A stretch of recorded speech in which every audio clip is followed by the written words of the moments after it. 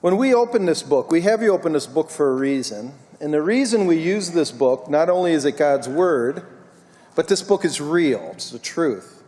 When I say it's real, it is true to life. It accurately represents what goes on and how God enters into the difficulties in life. This is not a precious moments book, where you have a nice little lamb, a little boy, shepherd with a light blue shepherd's hat is stroking a nice white fuzzy lamb, and life's all great.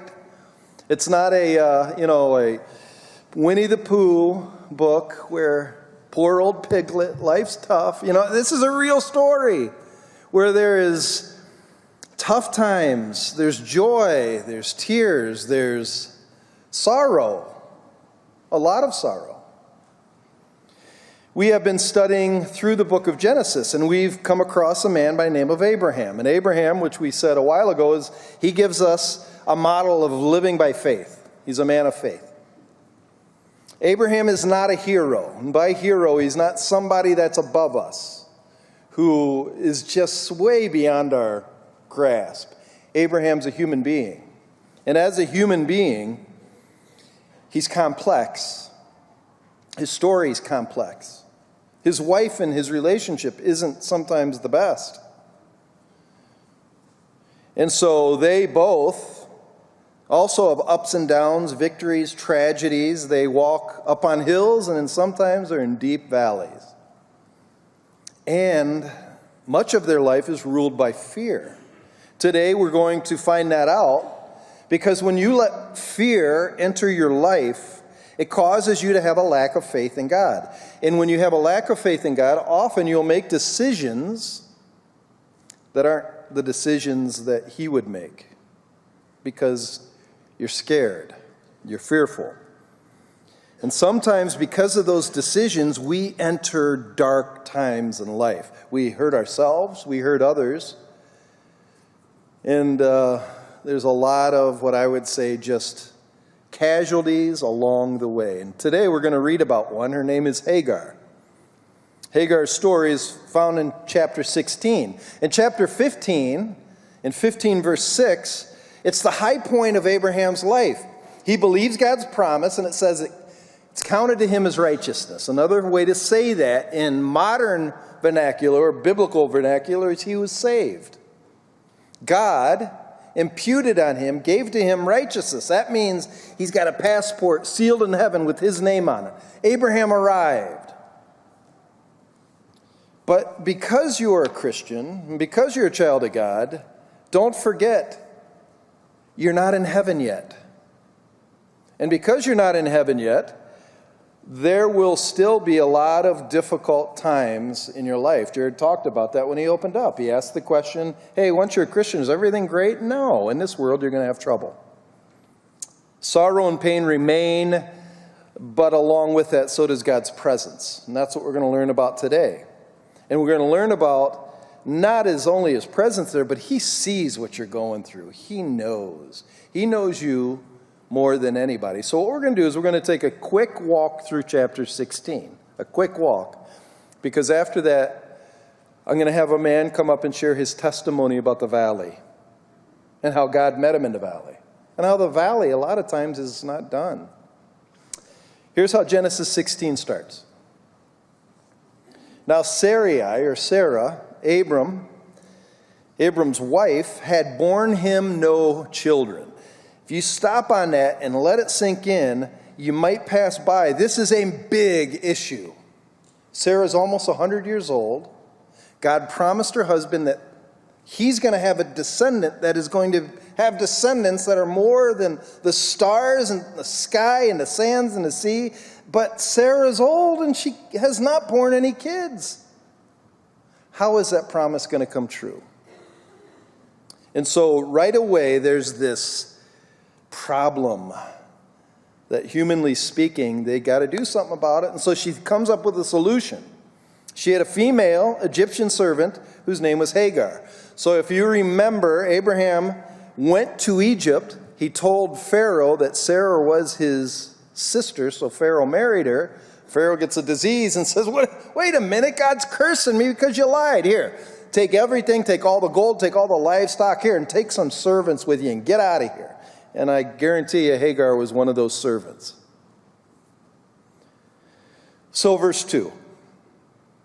Sarah said to Abram, behold, now the Lord has prevented me from bearing children. And she's blaming God. He's not letting me get pregnant. So here's what I want you to do. Go into my servant. It may be that I shall obtain children by her. And Abraham listened to the voice, not of God, but his wife. So this is a story often churches, I wouldn't put this story in here. It's a bad story. But here's the story. Sarah tells her husband, sleep with Hagar. Get her pregnant. That's a bad story. I thought Abraham was a hero. This is a low time. Not only that, it says Abram listened to whose voice? The voice of his wife. If you're a husband, you understand this. I'll be honest with you. Imagine if you just handed your wife over to Pharaoh and then she finally gets out of there. Your relationship's probably not doing too well. She's probably looking at you like, how could you do that? Okay, honey, I won't. Whatever you say, and you almost say, I don't want to hurt my wife anymore, so I'll just be passive and I'm not going to say nothing. That's what's happening. Abraham listened to the wife of Sarah. Okay, whatever you want. Verse 3. So after Abram had lived 10 years in the land of Canaan, Sarah, Abram's wife, took Hagar the Egyptian, her servant, and gave her to Abram, her husband, as a wife. Basically as kind of like a concubine so she could get pregnant, and the promise will come true now, see? Verse 4, and he went into Hagar, and she conceived. So she got pregnant right away.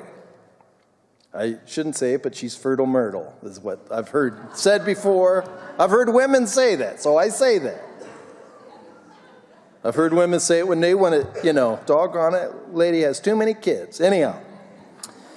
So he went into Hagar, she conceived, and when she saw that she had conceived, she looked with contempt on her mistress. Meaning, Hagar is able to get pregnant, and Sarah can't, and Hagar looks with contempt. Meaning, see, I can get pregnant, so she's looking really kind of rubbing it in on poor Sarah. And so verse 5, Sarah said to Abram, may the wrong done to me be on you. So she's blaming Abram for this, bro. It's your fault, buddy. And I gave my servant to your embrace, and when she saw that she had conceived, she looked on me with contempt. May the Lord judge between you and me, Abram. Doggone it, you're always making life hard for me, Abram. Verse 6, but Abram said to Sarah, behold, your servant's in your power. Do with her as you please. Whatever you want, honey. Just whatever you want. So, you know what Sarah did? She dealt harshly with her. She was mean. And so Hagar, who's pregnant, left. She fled. Where do you flee to? This is the arid desert area in Palestine. She was out in the desert alone. Alone. Pregnant and alone. With a lady who's kind of views you as your slave, and she fled.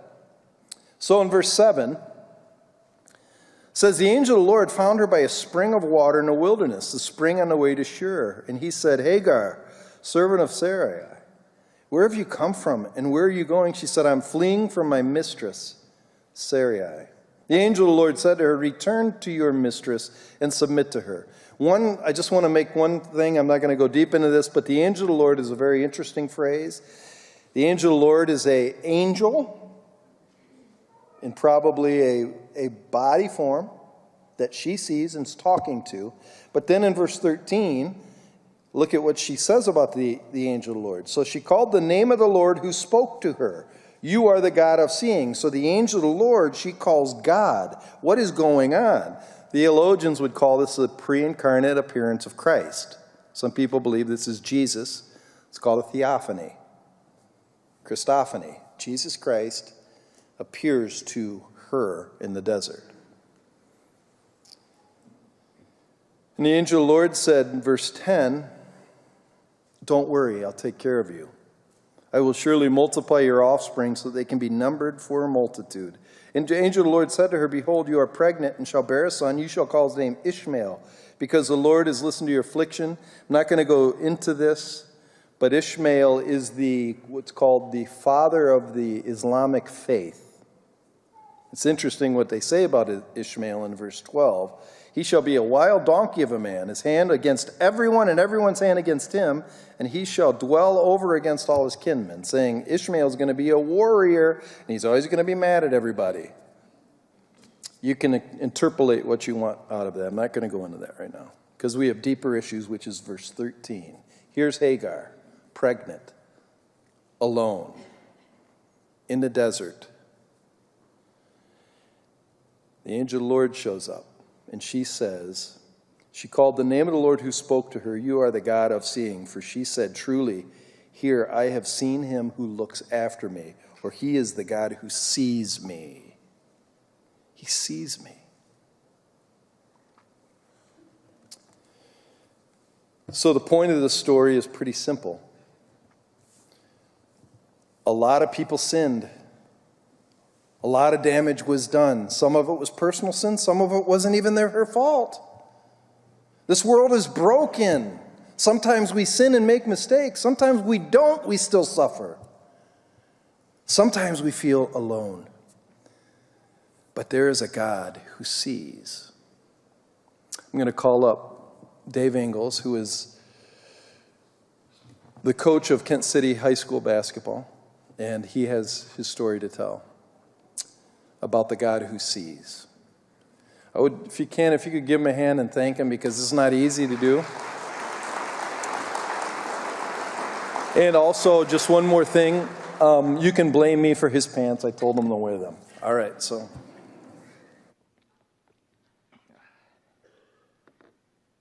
A couple things before I get started. I brought my phone up not to text or take phone calls, but because I was raised in a Baptist church, my dad is a pastor, and I know how important it is to get out at noon, and we don't go past that. So I'm going to make sure I stay on time. I want you to know that back in high school, I played in a lot of big games in basketball, and then I've now coached. I'm in my 24th year of coaching, and I've coached in a lot of big games. And I've never been more nervous than I am right now. This is way out of my comfort zone. But I don't think that you can get better if you stay where you're comfortable. When I'm coaching, I try and get that across my players and put them in situations where they're uncomfortable so they can improve and get better, and that's what I'm trying to do. I don't enjoy talking about it. But everywhere I go, I speak at high schools and middle schools, and I've talked to some collegiate athletic teams, and I just want to reach one person everywhere I talk, is all I want. You'll have to bear with me. I'll stumble, I'll fumble my way through this, but I will get through. When you're coaching at the varsity level, you're in the spotlight. It's not a bright one, but it's enough that people know who you are. They'll see your name in the paper and some quotes you said, and you'll be on TV sometimes. I don't mind the articles and the online and stuff, but for TV, and if you look at me, face for radio is what I say. So I don't enjoy the TV a whole lot, but people know who you are. I know he mentioned the pants. It's kind of a thing that's come around the last 3 years, is I wear bright-colored pants when I coach. And Pastor's the only one that's picked up on it. When we were talking before I came, here's why I do it. It's more to deflect. Because when people see the bright pants, it makes them smile, and then we can talk about it, and it's all good. And that's what I want everybody to see, is just at a distance, it's all good. In my coaching, we've had conference titles and district titles. And in 2012, I was fortunate enough to have a team that I was coaching. We made it all the way to the Breslin Center, to the state semifinals. And that was a goal of mine ever since I could walk, was to get there. And I never got there as a player, but to do it as a coach was amazing. And then we come to Kent City, and I'm just finishing up my 4th year, and we've won a couple conference titles. And this last year, we went 20-0, first time in school history, and it was great, an incredible experience. And I'm not saying all this to brag, because there's nothing to brag about. It's nothing I did. It's the kids. But the reason I'm saying it is because when people see that, and they see the successes that I've been fortunate enough to have, everyone thinks everything's fantastic. Man, look at him. He's done this, and he's doing this, and now they're 20-0, and everything is so good. After that 20th game last year, I had a very good friend of mine that works for something called mlive.com, where they cover high school sports. And he said, I would like to do a story on you, on your coaching journey. And I agreed, as long as it was going to be just my coaching journey. So we sat down and talked, and we covered it. And he got to the point where he said, do you work in the school? Because he knew in my past I was the athletic director, I was the dean of students, and I was coaching at the previous school I was at. And I told him, I said, unfortunately, I can no longer work full-time. I can only be on my feet about 5 or 6 hours at a time, and then I have to medicate and lay down or recline because my back is so bad. And I just sat there and paused for a second, and he's trying to figure out where he's going to go with the next question. And all these thoughts started rushing into my head, and I decided that it's now or never. I've got the platform. If I'm ever going to tell people what I'm going through, now's the time. And so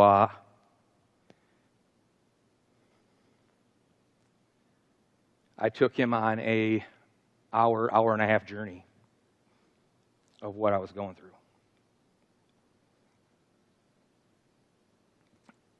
In the fall of 2017, I was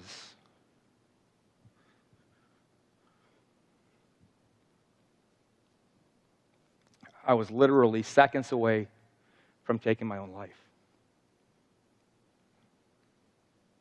It all goes back to, in 2010, I had back surgery.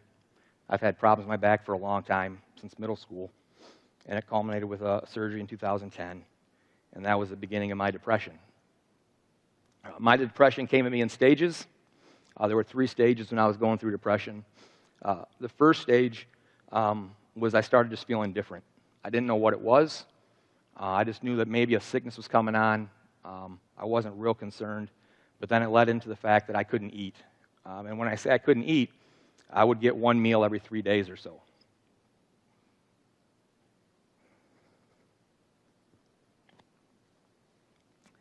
I went from 180 pounds down to 150 in about a month. And it got to the point when I would eat, it didn't want to stay down. And so now I'm worried. Something's wrong. I know something's wrong. So we go, and the doctors are rushing me into all these different tests and exams that normally you have to schedule months out, and they're getting me in right away. And so my mind's just going crazy. So we go through all the tests, and I remember sitting in the doctor's office, and he comes in, and he goes, hey, you can relax. We go, all the tests are negative. And so I'm like, man, that's great. He goes, I need to talk to you. He goes, I've looked at your background with your surgery and where you are now, and he goes, I really think that you might have some depression. And to me, when someone said depression, I thought, oh, you're sad. We'll cheer you up. We'll go out and we'll do something. I'll tell a joke and we'll make you laugh. That's what I thought depression was. And so when he told me that, I wasn't feeling sad at the time, and so I just blew it off. Okay, doctor, I appreciate all the help. I'm glad that none of this is a problem. He got me on a program where I could start gaining my weight back, and I moved on. And that was my first stage, but I didn't do anything about it. My second stage was things started to get quite a bit worse. I'd lose all my energy, and it's hard to explain as a coach because you're on the floor and you're running around, and I used to be so active and I got to play college ball and all this, to get to the point where there were times where I would be at home, or even if I worked part-time at the golf course, where I physically and mentally could not take one more step.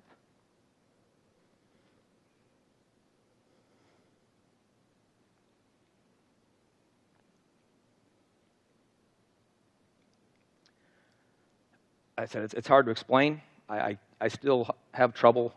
I don't know how that happens, but I remember I was at the golf course one morning by myself, and luckily there was no one there, and I just sat down where I was at. I was on a step. I just sat down on the step, trying to figure out how I was going to get through the rest of that morning. Along with the loss of energy came isolation. I started isolating myself. I couldn't work anymore. I could only make feet 5 or 6 hours at a time, so I spent a lot of time at home by myself. And when I'm talking isolation, it got to the point, I remember this quite well. My wife came home, and I was on the couch, or I think it was in the recliner, and I had my hoodie on with it pulled over my head, and there's no lights on, no TV on. The curtains are drawn, and I'm just sitting there. And she comes in and goes, "What are you doing?" I said, "Well, I'm just resting." And she goes, "Well, what time did you get here?" And I believe I had a doctor's appointment that morning, so I'd gotten home about noon. And I said, "Well, I got home at noon." And she says, "It's 6 o'clock." So for 6 hours, I had just been sitting there. No lights, no sound, nothing.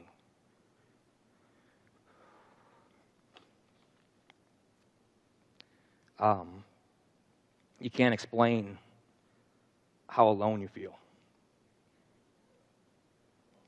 You can't, at least I couldn't possibly believe anyone else could be going through what I was going through. Because if they were, they'd say something, because you can't do that. And so I wasn't going to say anything. I was going to keep battling alone because I didn't want to be the weird one, the only one out there going through it. But at this point, I know I've got depression. I remember what the doctor told me. I know I've got it, but I'm still too prideful, I guess is the way to say, and I'm going to handle it myself. I can get through this. I got this. As an athlete, you play through the pain and you get through it, and that's what I was doing. And all it did is lead me down a slipperier slope into the third and final stage.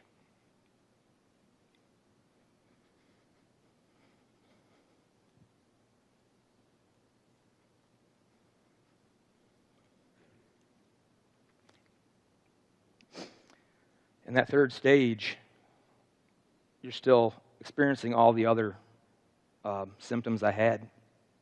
But now, the negative self-image comes in. I can't work anymore.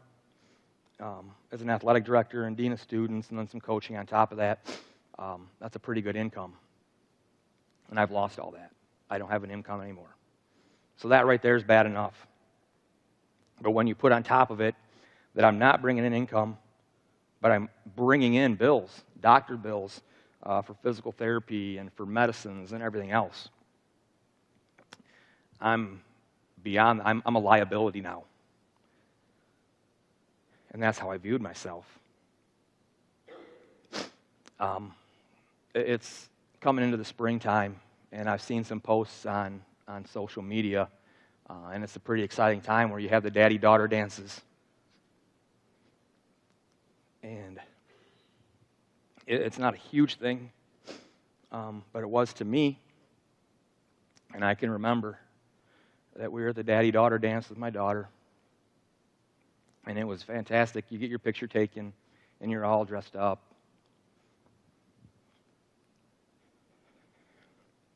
And she's so excited because you're there. And she's running around with her friends. And so you go, after the pictures, you go in and you get in the gymnasium and the music's playing. And she joins her friends and they're running around and doing what they do. And I sit back there and smile. And then the first slow song comes on. And when the slow song comes on,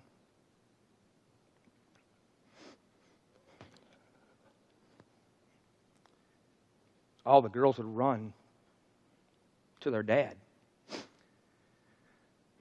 And they would jump into their arms.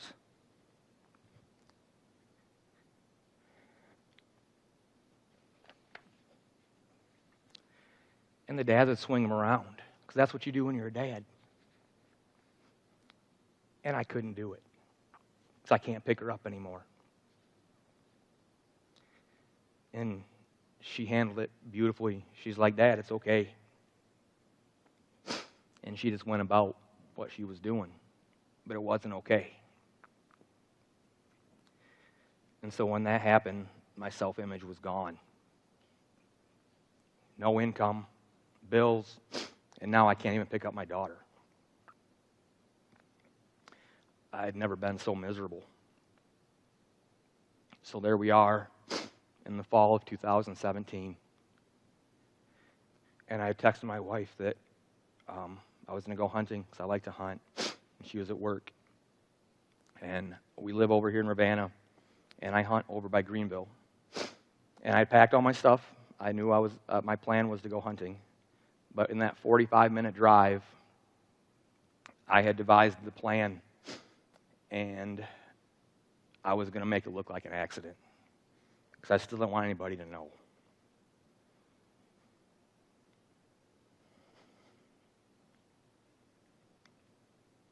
I can remember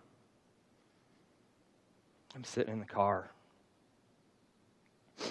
and my phone was on the passenger seat, and when I would isolate, I would just put it on silent because I wasn't going to answer it anyways, so it's usually on silent, and it's in the other seat. I remember turning the car off and putting the key in the cup holder, and I went to reach for the door to go, and for some reason I'd forgotten to put my phone on silent, and I had a buddy call me that I hadn't talked to in about 3 months, and he was just calling to see how I was doing. And it scared me because my phone was always on silent, and it wasn't. So it startled me, and it woke me up. And I answered the phone. And we talked for about 15 minutes, and I didn't tell him what was going on. But it snapped me out of it, and I talked to him, and I was able to drive home. So that phone call to him was nothing. To me, it was everything. It was a short time later, maybe a week or two, and I was going down that same path. When the thoughts start coming, you can see them, but there's nothing you can do about it when you're in the state I was in. I say it's like you're in the ocean and you're swimming, and I'm not a good swimmer in the first place, and you can see the waves coming, and they're big, and they're going to hit you, but there's nothing you can do about it. So that's what I was going through, and I was just driving in the car, and I was in Kent City, and I was by the old church offices by the high school, and I don't know how I got it, I can't remember, but I had Pastor Vander West's cell number, and I just texted him. I said, I need to see you if you got a minute. And he replied right away, and he goes, you know what? I have a meeting I have to get to, but I got a couple minutes if you can hurry up. And I was like, I'm here. I'm already here. So I gained my composure because I had to get out of my car and walk in public, so I got to put my smile on again. And I walk in and I ask, and they point me to his office. And he goes, I really apologize. He goes, normally it's not an issue, but I'm running this meeting in Grand Rapids. I'm in charge. And he had a stack of papers and books. And he goes, so I only got a minute, but what do you need? And so I'm thinking, man, I'm so close to telling someone what's going on, but he's only got a minute, and I don't know if I want to put this on him now when he has to get to a meeting that he's running. So I stood there for a second, and I said, forget it, I'm doing it. And I just started telling him what's going on.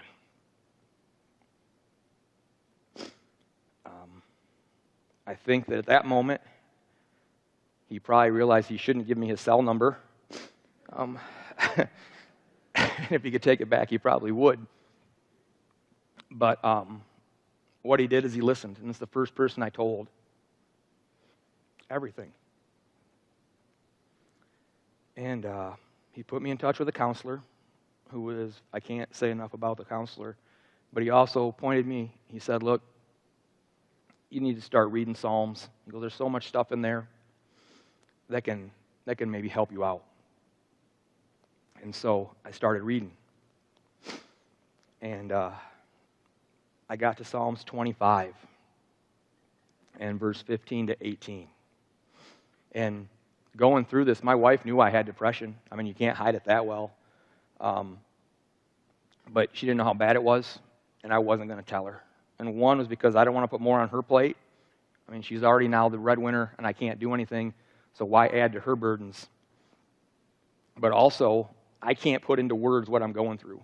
I can't. It's so hard for me to explain what's going on. I just couldn't put it in words. And so I'm reading Psalms 25. I'd like to start with verse 16. And it says, "Turn to me and be gracious to me, for I am alone and afflicted. The distresses of my heart increase. Bring me out of my sufferings. Consider my affliction and trouble, and take away all my sins." And I stopped. I said, wait a second. In those verses was everything I was going through. It said, I'm alone, which is a major thing. I'm afflicted. I've got distresses. I'm suffering. I've got pain. And it was right there. And I couldn't say it, but it was right there. And then I go back to verse 15. And it says that my foot is caught in a net. And that was perfect. I don't know if you've ever struggled trying to get a knot out of a net, or if you got caught in a net. The more you fight it, the tighter it gets, and you can't get out. You need help. You can't do it by yourself. And that's what I was going through. I'm trying to get through this by myself, and I'm struggling, and I'm fighting. And it kept getting worse. And then you read the beginning of verse 15.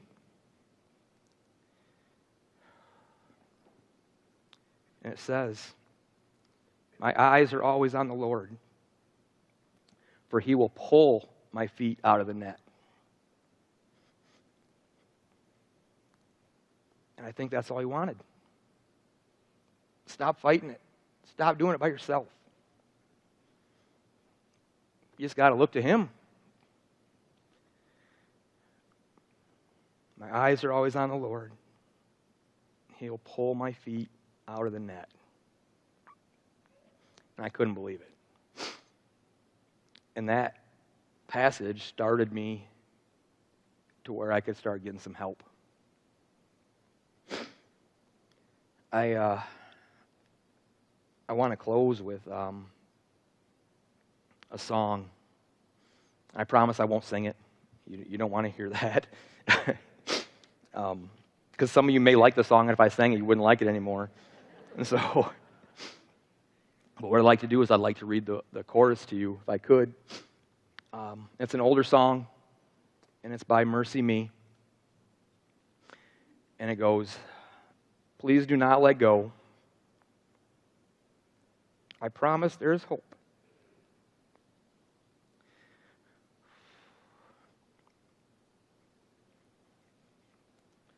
Hold fast. Help is on the way. Hold fast. He's come to save the day. What I've learned in my life, one thing greater than my strife, is your grasp. So hold fast.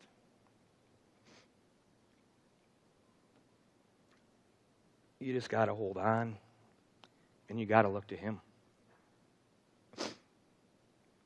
Like I said, I think that's all he wanted. He wanted me to stop fighting it by myself. And he sees what you're going through. I tried to hide. I turned the lights off. I closed the blinds. I put the hood over my head. I tried to hide. It didn't work.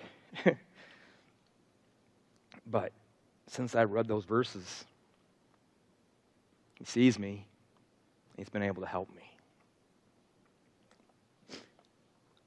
I guess that's all I've got. I appreciate them letting me share my story, and I hope someone hears what they needed.